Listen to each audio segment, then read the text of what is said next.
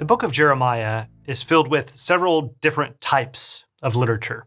There's narrative, there's prophecy, there's images or parables, or sometimes enacted metaphors that Jeremiah lives out, right? Go bury this cloth. Go down to the potter's house.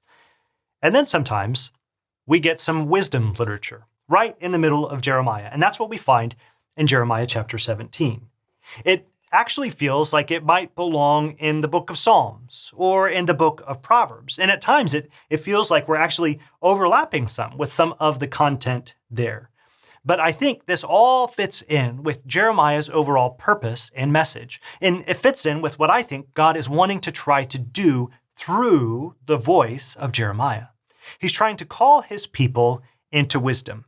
He's trying to get them to think about the way that they're living their lives. Remember, the whole of the book of Jeremiah really is this meditation on the downfall of the people of Judah into idolatry, and then that ends in their exile. And I think as we meditate on this book, we're supposed to ask ourselves, how could we avoid some of those similar moves? How can we stray away from the path that they took so that we don't make our lives like them? And much like the book of Proverbs, or much like the book of Psalms, several times we're given instructions as to these are good practices to take on. These are things that you can do that help to keep you from heading down the wrong path.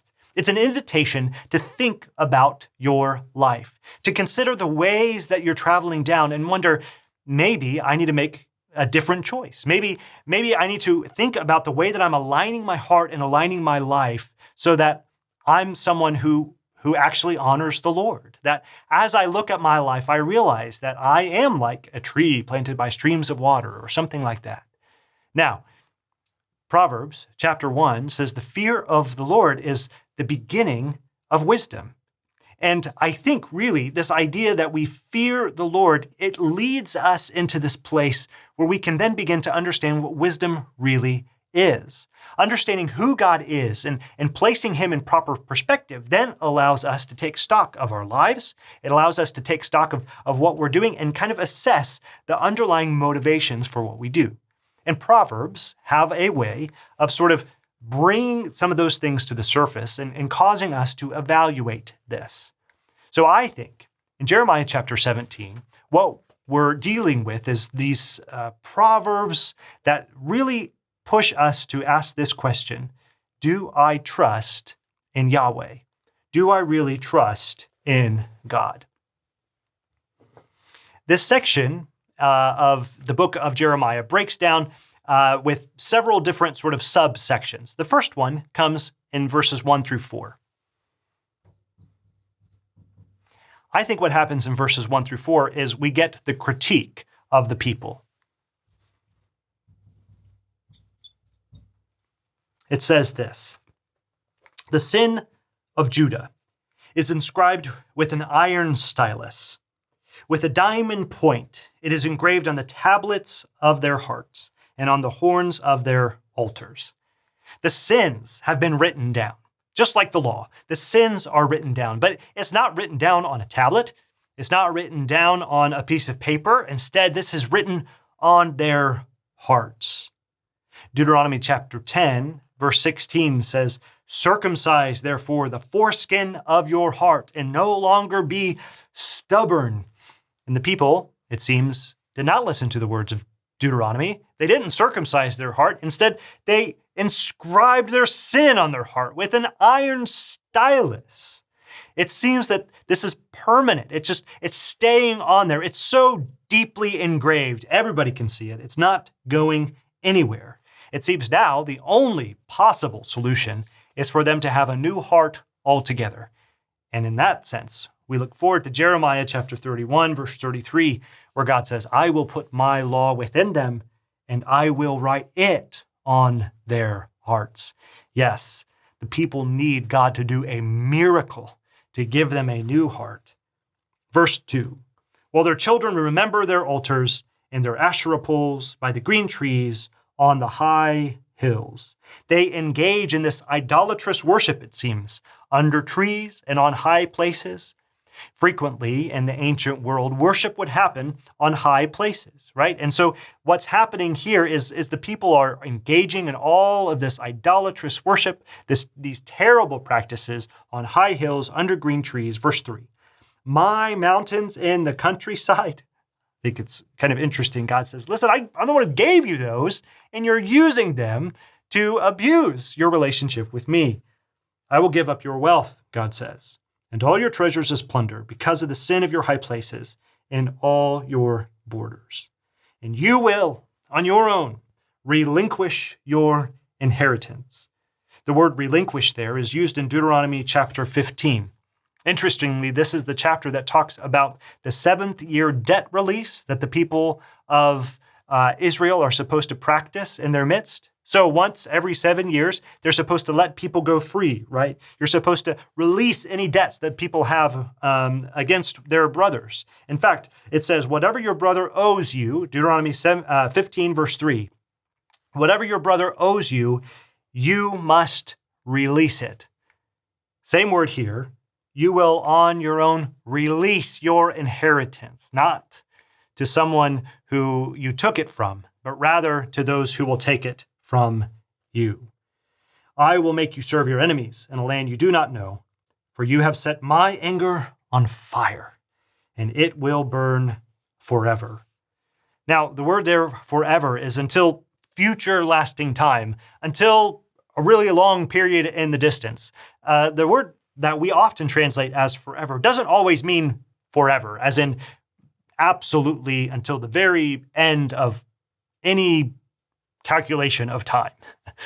Golden Gay says, it really is until I have reason to change my mind. And I think that's the case here. God says, my anger will continue to burn perpetually. Notice, God persists with his people, though, even into their destruction. I think a normal human reaction to this would be like, fine, I'm leaving. I'm letting you do your own thing, and I'm leaving you to the consequences of your own choices. But here it seems that God is saying, no, I'm staying with you. My anger is burning against you, but I'm staying with you throughout all of this as you deal with all of the consequences of your actions. And so the next section, verses 5 through 8. I think what's happening here is we're getting this image of curse and bless.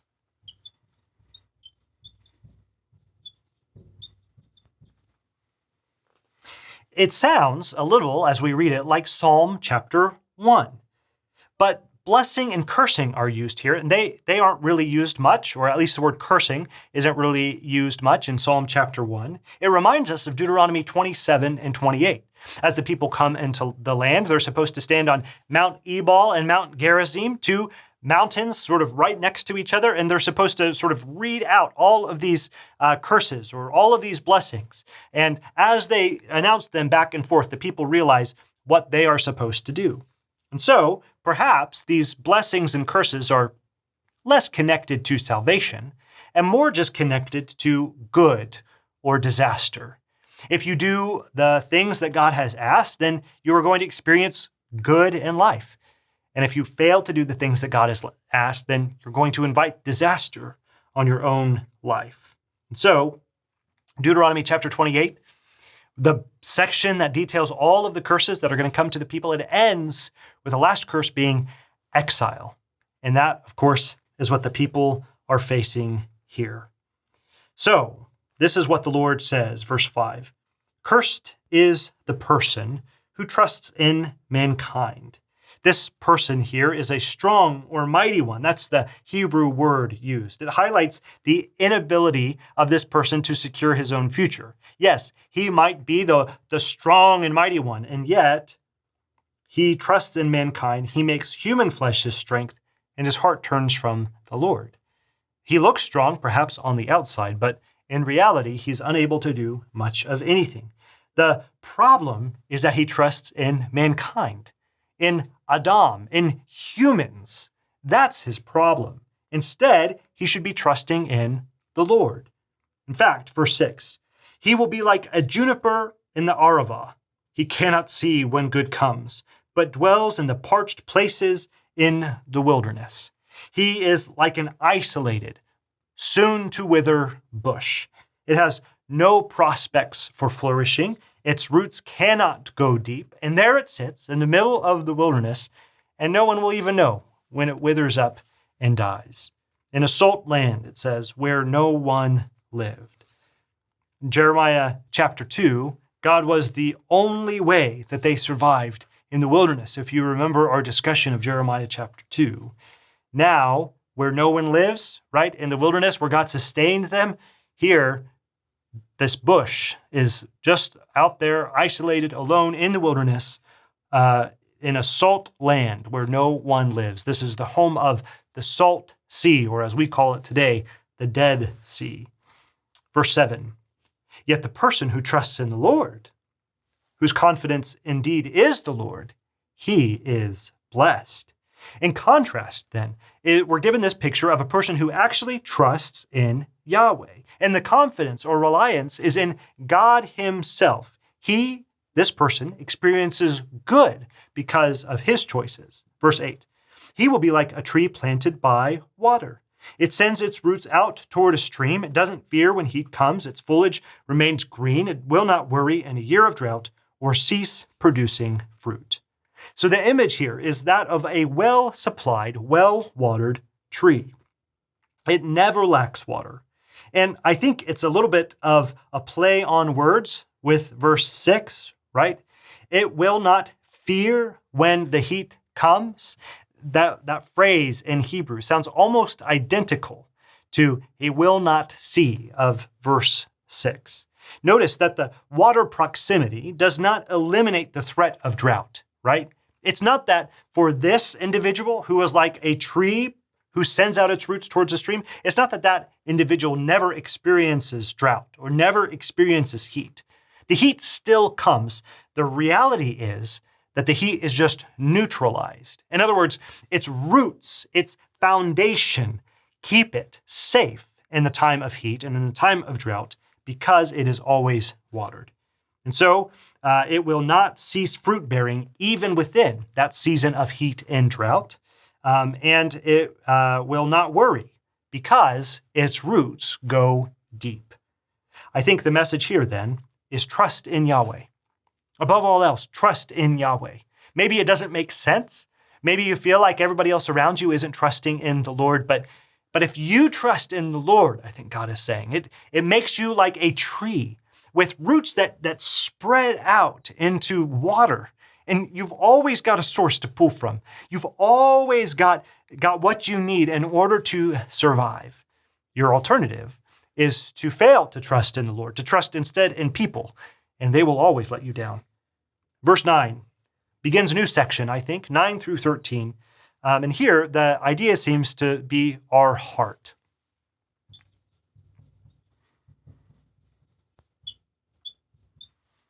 As we move from topic to topic here, bouncing around with these different ideas or different principles for how to live a wise life, so verse 9 says, the heart is more deceitful than anything else. In Hebrew, the word heart is actually the place of understanding and decisions. It's not that way in English, right?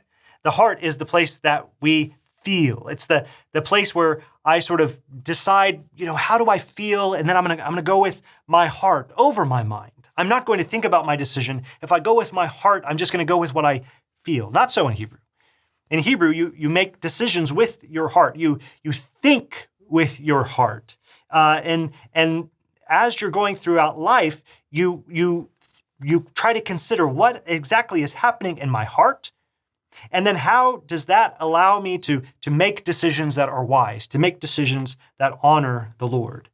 And Jeremiah says, the heart is more deceitful than anything else and incurable. Who can understand it? Elsewhere in Jeremiah, this word incurable is used for a wound that just will not heal. You try to patch it up, but it won't heal. You try to bandage it, but it will not heal. And this final question, who can understand it, I think sets up Yahweh's answer. Verse 10, I, the Lord, examine, and there the word is heart once again. He is the one who examines or searches out this seat of understanding. And I test. And then he says, I test your inner parts, right? The kidneys actually is the word used here. Our translations usually don't go with that because that sounds very strange. How does God test our kidneys? But I think this is the idea, right? Your heart in Hebrew is the place that you think, and your kidneys are the place where you sort of feel, and they're sort of the seat of your deepest emotions. In fact, in the Old Testament, both joy and agony are said to emerge from your kidneys, from this most secret part inside of you. And so God says, I am the one who tests those places. I am the one who both searches what you're thinking, and I test what you're feeling deep down inside. Kellerman says that the kidneys are the seat of the innermost human emotions in Hebrew. And I think that's what's happening here. And God says, then I give to each according to his way, according to what his actions deserve. Yahweh is the one who knows who is who, from verses 5 through 8. Yahweh is the one who is able to tell if a tree is like a bush isolated in the wilderness that's going to wither and die, or if it's like a tree planted by streams of water. And so, verse 11, he who makes a fortune unjustly is like a partridge that hatches eggs it didn't lay. In the middle of his life, his riches will abandon him. Perhaps the idea here is of a male partridge who sits on its partner's eggs until they hatch. And I think this is a clear and consistent concern of biblical authors. We're talking about money, right? How do you make your money? How do you make your fortune? And as is typical of biblical writers, the concern is not so much how much money do you have. The concern is how did you get it, right? The biblical authors are very concerned with the methods we use to attain money, to gain money for ourselves. And so, watch out how you're getting your money. Verse 12, a glorious throne on high from the beginning is the place of our sanctuary, the Lord, the hope of Israel. All who abandon you will be put to shame. All who turn away from me will be written in the dirt, for they have abandoned the Lord, the fountain of living water. So I think the message of this last section is make sure that you continue to trust the Lord. Make sure that you don't abandon the hope of Israel, the one who called you from the very beginning. And so this section really wraps up with this idea of trusting in the Lord in all the areas of your life, trusting that not only will I flourish if I trust the Lord, but also I can have confidence to know that God sees exactly what I've done. God knows the depths of who we are, and He penetrates past all of the filters that we put up. He penetrates past all of the facades that we might place in front of us, and He sees the truth. He sees the reality. His gaze cuts deep into who we are, into the heart of who we are. And so I think this chapter really leaves us with this message of trusting in the Lord. So what about you? Do you place your trust in Yahweh?